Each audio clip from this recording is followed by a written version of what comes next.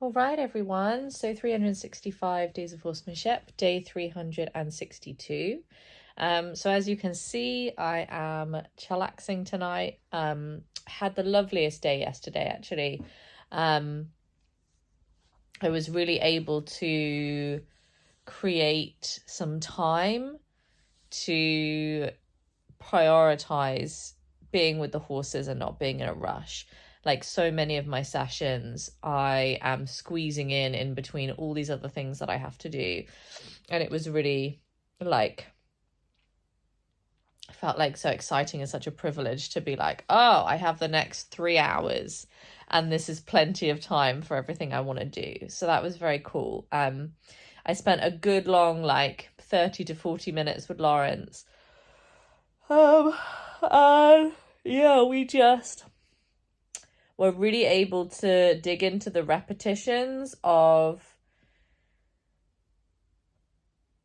finding focus changes together, and learning to build confidence in terms of knowing when it's okay to increase the energy, to bring the energy up. I think I'm really trying to move my language and my wording away from this idea of increasing the pressure, because I think I have a lot of negative associations with pressure, and ultimately, I want Lawrence to feel like that the energy is increasing, that it's just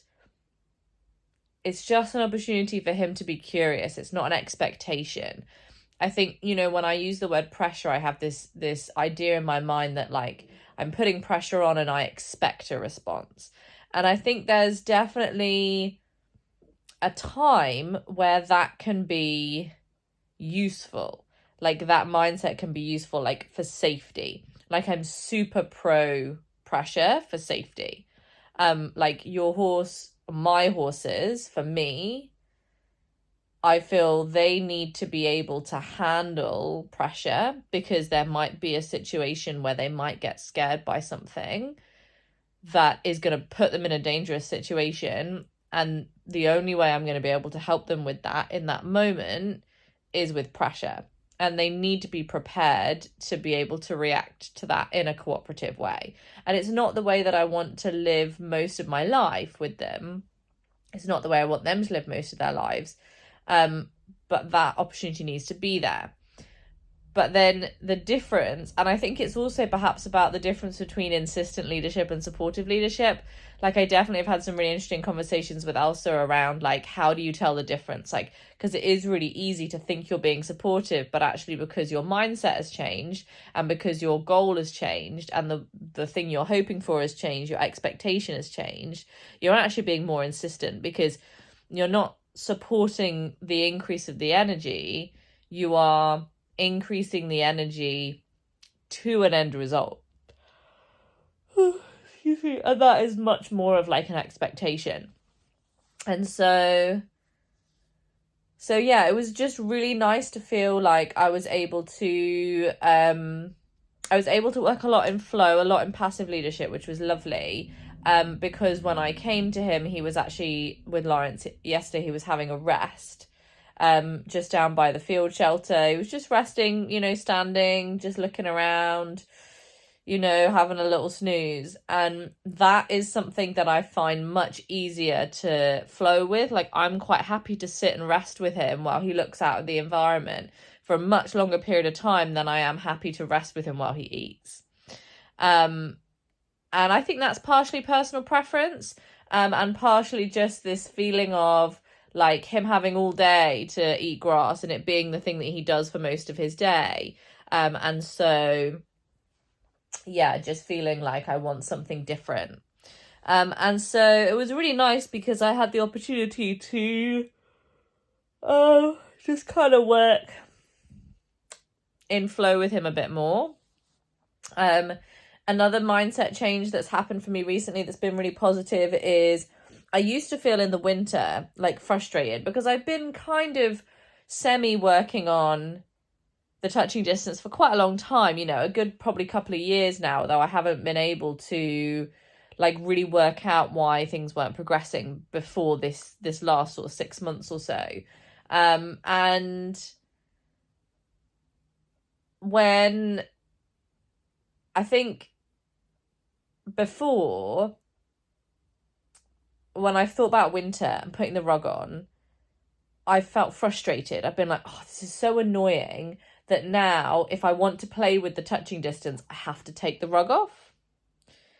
Because I think because of that direct line thinking, and also still having this reflex in the back of my mind to push through and to desensitize, and that is still a reflex that comes up with me quite often, is like if I can see the most direct, the most efficient route to an outcome or a task being completed, but it requires me to push through a boundary with the horse, potentially in other situations in life, sometimes with myself, then I'm likely, if I think that efficiency has benefit, to sort of reflexively choose that pathway.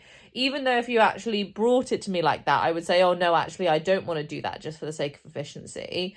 I would prefer for things to feel better and deeper and whatever. I'm definitely still prone to that mindset. So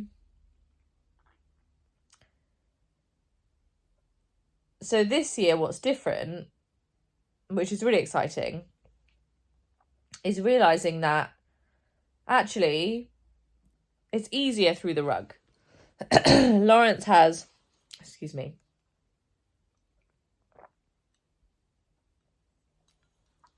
a much easier time with touch through the rug than he does touch like skin to skin. And I don't think anymore that that's a bad thing, because actually I don't have this really direct mindset now.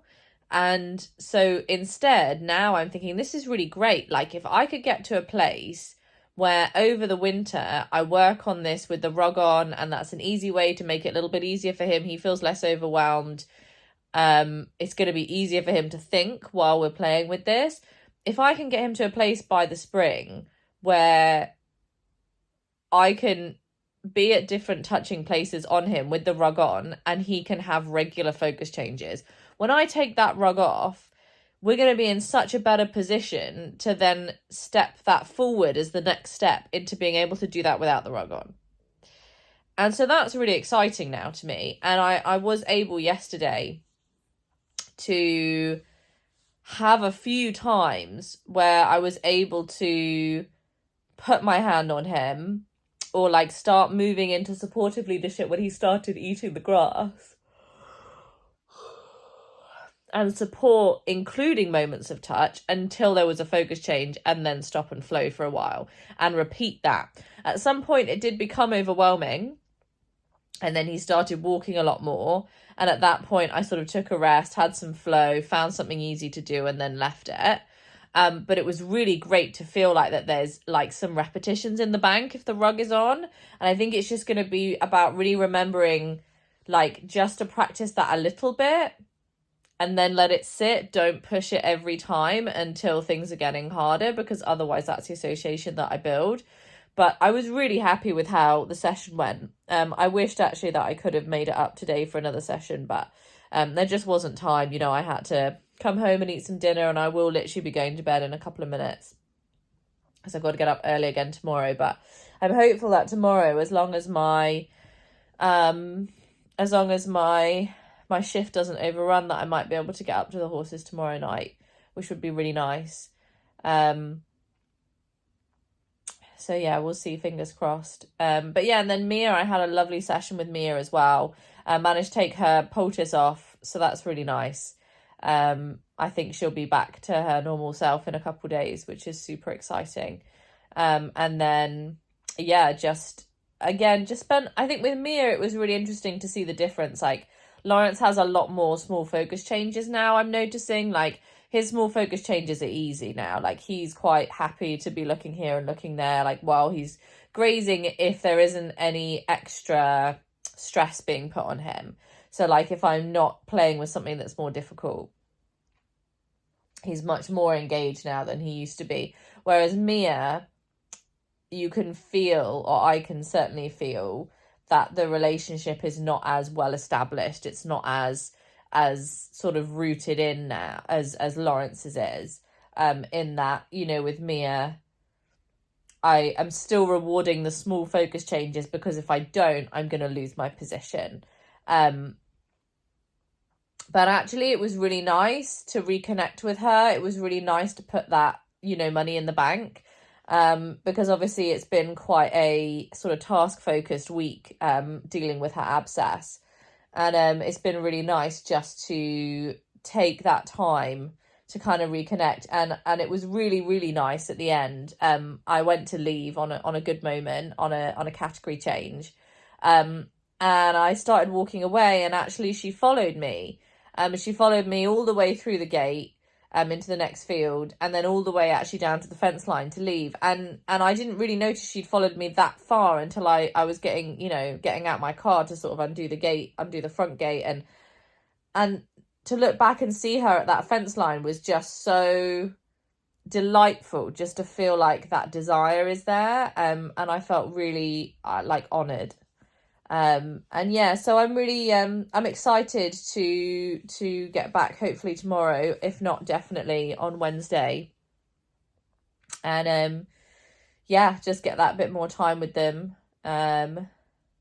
Yeah, super good. In the meantime, I've been reading The Principles of Training by Warwick Schiller, who is coming to Showcase this year, which is super exciting.